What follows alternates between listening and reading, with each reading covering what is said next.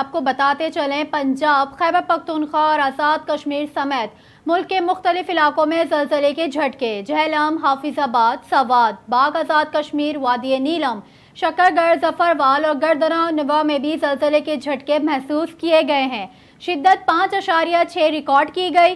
ज़लज़ले का मरकज़ मशरकी कश्मीर था। मुख्तलिफ शहरों में एहतियात और खौफ के बाइस लोग घरों और दफातर से बाहर निकल आए।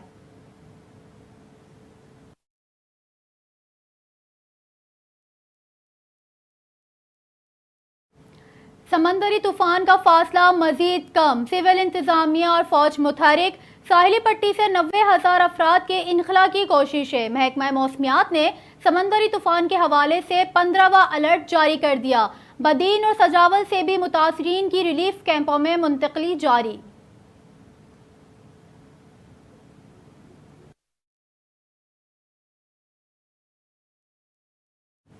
वफाकी वजीर राना सनाउल्लाह का कहना है कि साबिक वजीर आजम के बयानात बेबुनियाद हैं, उनकी कोई कानूनी हैसियत नहीं है। कहा कि चेयरमैन पीटीआई के पास कोई सबूत नहीं है।